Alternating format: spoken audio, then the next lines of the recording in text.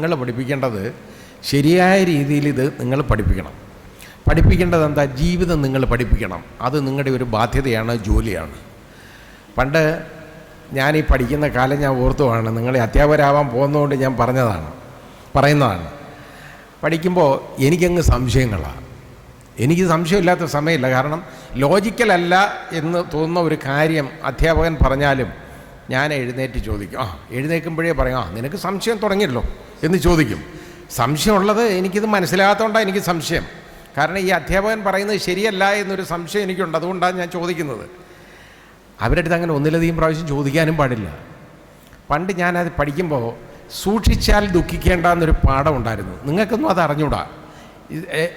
അനിൽകുമാറിന് അതുപോലെ ശ്രീ നാരായണനൊക്കെ അത് അറിയായിരിക്കും. 3ാം ക്ലാസ്സിലോ 2ാം ക്ലാസ്സിലോ എങ്ങാണ്ടാണ് ആ പാഠം. മലയാളം പാഠപുസ്തകത്തിലുള്ളതാണ്. ഒരച്ഛനും മകനും തമ്മിലുള്ള സംഭാഷണമാണ്. എന്തിനാണെന്നറിയോ? റോഡിലൂടെ എങ്ങനെ നടക്കണം, സൂക്ഷിച്ചാൽ ദുഃഖിക്കേണ്ട എന്ന് പറഞ്ഞാൽ അപകടം ഉണ്ടാവാതെ റോഡിലൂടെ എങ്ങനെ നടക്കണം എന്നുള്ളതിനെക്കുറിച്ച് പഠിപ്പിക്കുകയാണ്. അപ്പോൾ അതിനകത്ത് ഈ അച്ഛൻ മകൻ്റെ അടുത്ത് ചോദിക്കുന്ന ഒരു കാര്യമുണ്ട്. മഹാത്മാഗാന്ധി റോഡിലൂടെ നടന്നത് നിനക്ക് ഓർമ്മയില്ലേ എന്ന്. ഉടനെ എനിക്കിത് കേട്ടപ്പോൾ എനിക്കത് ഒരു വല്ലായ്മ തോന്നി. ഇതാ വാചകം, ഇതാണ് ആ ചോദ്യം. ഉണ്ടച്ഛ എന്ന് മകൻ പറയുന്നു. അപ്പോൾ ഞാൻ ചോദിച്ചു, ഇത് ഈ മഹാത്മാഗാന്ധി, ഈ അധ്യാപകൻ പഠിപ്പിക്കുന്നത് ഇങ്ങനെയാണ്. ആ ടീച്ചർ, ഞാൻ പറയുന്നില്ല, പേര് പറയുന്നില്ല, അധ്യാപകരുമായിട്ട് എനിക്ക് വളരെ ആത്മബന്ധമുള്ളതാണ്. എൻ്റെ അധ്യാപകരെന്ന് പറഞ്ഞ് അത്ര പ്രിയപ്പെട്ടവരാണ്, ഈ ചില ആളുകൾ ഒഴിച്ച്. അപ്പോൾ ഞാൻ ചോദിച്ചു, ഈ മഹാത്മാഗാന്ധി റോഡിൽ കൂടെ നടന്ന കാര്യം ഇവിടെ പറയേണ്ട കാര്യം എന്താണെന്ന് ഞാൻ ചോദിച്ചു. ഞാൻ ന്യായമായ സംശയമാണ് ചോദിക്കുന്നത്. അതായത് മഹാത്മാഗാന്ധി റോഡിലൂടെ നടന്നത് എനിക്ക് ഓർമ്മയില്ലേ എന്നാണ് ഈ പറയുന്നത് അധ്യാപകൻ. എനിക്ക് ടീച്ചറെ പഠിപ്പിക്കുന്നത് അങ്ങനെയാണ്. അപ്പോൾ ഞാനിത് ചോദിച്ചു കഴിഞ്ഞപ്പോൾ പറഞ്ഞു, ആവശ്യമില്ലാത്ത സംശയങ്ങളൊന്നും ചോദിക്കണ്ട കേട്ടോ. മഹാത്മാഗാന്ധി വലിയ വിവരമുള്ളവനായിരുന്നു. അതുകൊണ്ട് റോഡിലൂടെ എങ്ങനെ നടക്കണമെന്ന് അദ്ദേഹത്തിന് അറിയാം. അതാണ് അവിടെ പറഞ്ഞേക്കുന്നതെന്ന്. അപ്പോഴും എനിക്ക് സംശയം തീരുന്നില്ല. പക്ഷെ പിന്നെ ചോദിച്ചാൽ അടിയുള്ളൂ. അതുകൊണ്ട് ഞാൻ പിന്നെ ചോദിക്കാൻ പോയില്ല. വർഷങ്ങൾ കഴിഞ്ഞാൽ ഞാൻ മനസ്സിലാക്കി എന്തുവാണെന്നറിയോ? MG റോഡിലൂടെ നടന്ന കാര്യമാണ്. മഹാത്മാഗാന്ധി റോഡിലൂടെ ഈ അച്ഛനും മോനും കൂടെ നടന്ന കാര്യമാണ് അയാൾ ചോദിക്കുന്നത്. അത് ഈ പഠിപ്പിച്ച അധ്യാപകനെ അറിഞ്ഞൂടാ.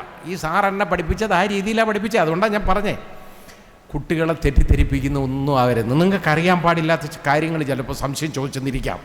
നിങ്ങളൊരിക്കലും ഒരു ഡിക്ഷണറി അല്ല നിങ്ങൾ നോക്കാൻ.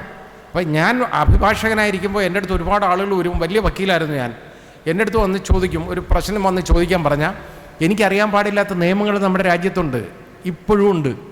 കാരണം ചില നിയമങ്ങൾ നമ്മൾ അറിയത്തില്ല. അപ്പോൾ ഒരു നിധി കിട്ടുന്നെന്നിരിക്കട്ടെ, ട്രഷർ ട്രോവ് ആക്ട് എന്ന് പറയുന്ന ഒരു നിയമമുണ്ട്. എത്ര പേർക്കറിയാം? വളരെ കുറച്ച് പേർക്കറിയാം. ഇതുപോലെ ഒരുപാട് കാര്യങ്ങൾ അണ്ടർ ദ സൺ ഈ കാണുന്ന എല്ലാ കാര്യങ്ങളും ചോദിച്ചുകൊണ്ട് ആളുകൾ വരും. അതെല്ലാം പഠിച്ചിട്ടിരിക്കുകയല്ലോ. പക്ഷേ അത് സ്റ്റാറ്റ്യൂട്ടുണ്ട്, അത് കണ്ടുപിടിക്കണം. അപ്പം ഞാൻ പറയും, ഇത് പുതിയൊരു വിഷയമാണ്, നിങ്ങൾ നാളെ വാ, അല്ലെങ്കിൽ എനിക്ക് സംശയമുള്ളപ്പോൾ 2 ദിവസം കഴിഞ്ഞ് ഇത്രാം തീയതി വാ, ഞാൻ പറഞ്ഞുതരാം എന്ന് പറഞ്ഞിട്ട് ഞാനത് പഠിക്കും. പഠിച്ചതിന് ശേഷം ഞാൻ അയാളെ ഗൈഡ് ചെയ്യും. എന്ന് പറഞ്ഞതുപോലെ നിങ്ങൾ ചെയ്യേണ്ട ഒരു കാര്യം ഇത് തന്നെയാണ്. കാരണം നിങ്ങൾക്ക് അറിയാൻ പാടില്ലാത്ത ഒരു കാര്യം ഒരു വിദ്യാർത്ഥി അല്ലെങ്കിൽ ഒരു വിദ്യാർത്ഥിനി ചോദിച്ചാൽ ഒരിക്കലും ആ കുട്ടിയെ തെറ്റിദ്ധരിപ്പിക്കരുത്. നിങ്ങൾക്കറിയാവുന്ന അങ്ങ് വിളമ്പി കൊടുക്കരുത്. നിങ്ങൾക്കറിയാമെങ്കിൽ മോനെ അതൊരു കാര്യം ചെയ്യും, ഞാൻ നാളെ പറഞ്ഞുതരാം കേട്ടോ, നോക്കിയിട്ട് വരട്ടെ എന്ന് പറയുന്നതിന് ഒരു ആക്ഷേപവും ഇല്ല. എല്ലാം അറിയാം എന്നുള്ള ധാരണ വേണ്ട. നമുക്കെല്ലാം അറിയില്ല, അതാദ്യം മനസ്സിലാക്കണം. അത് തിരിച്ചറിയുന്ന ആളാണ് ഏറ്റവും നല്ല അധ്യാപകൻ.